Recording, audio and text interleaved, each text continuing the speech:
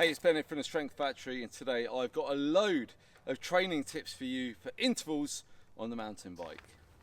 Okay, so this is not an introduction to intervals. We're not going to talk about which intervals you should do and when and how to plan them or any of the science. This is literally, right, you're doing a session, this is how to do the session really well. And the first thing is to have a plan. So maybe you've got it in a training app on your phone, maybe you've got it written on a bit of paper, maybe you've got it taped to your top bar, or maybe you've just got it stored in your head. Have a plan, that's the first step. Tip 2 is all about location, okay? Indoors is the most controlled, but so boring and so sweaty. On the road is a bit less controlled, but more controlled environment than on the mountain bike, but you might get squashed by a lorry. So if you are going to do it on the mountain bike, which is my preferred option, personally, then this is where you need to do it. Pick a nice, quiet fire road where you're not going to run into anyone, not going to scare any horses, and where you can just focus on doing your best effort at doing the intervals to the very best of your ability. Tip 3, you need some way of monitoring your intensity.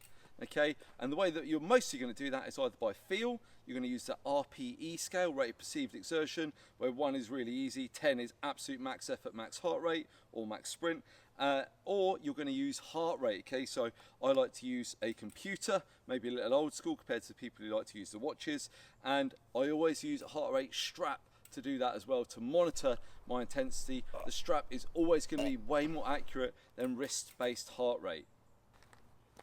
On the note of technology for training, you've got to set this stuff up right. There's no need having, New York time zone or WhatsApp messages or work emails popping up on your bloody, on your watch or your thing here, your Garmin, okay? You just need to keep it simple, okay? I've got a really great video, I'll link it up above here so you can see how to set up your Garmin.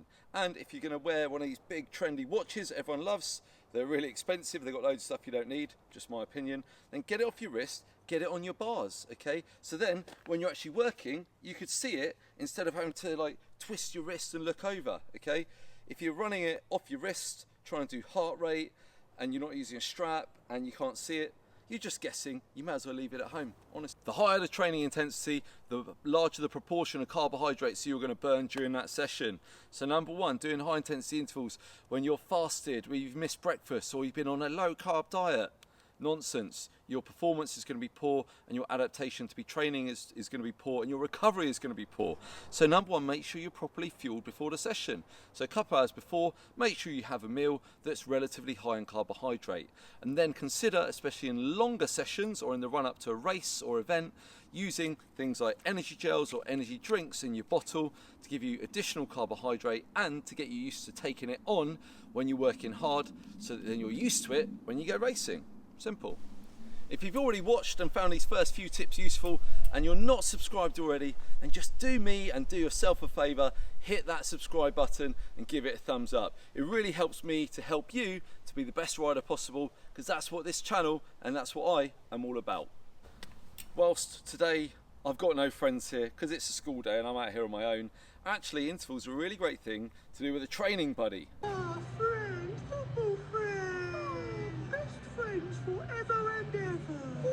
Except unless you're racing against them, in which case don't tell them you're doing training.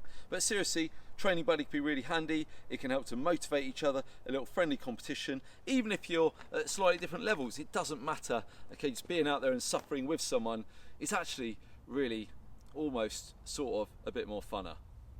At the start of the training session, do a warm-up, okay? And as a general rule, the longer and less intense the intervals are, the shorter and less intense your warm-up can be, because you're going to ease into those intervals. The shorter and more intense that the intervals are, okay, then the longer and the more intense your warm-up needs to be, including doing some sub-maximal reps to get you going so that the first one doesn't just kill you.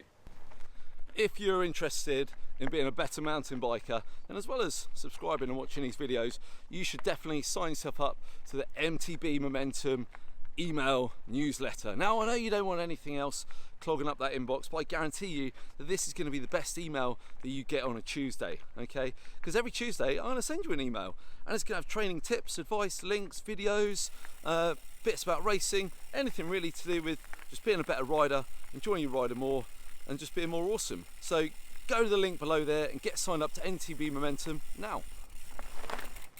if you've got a little bit of time to kill in between efforts, okay, you've done a bit of spinning around, you're waiting for the next one, then don't waste that time. Use it on skills. Practice things like track stands, for instance. If you know good at them, practice them. Or maybe even manuals.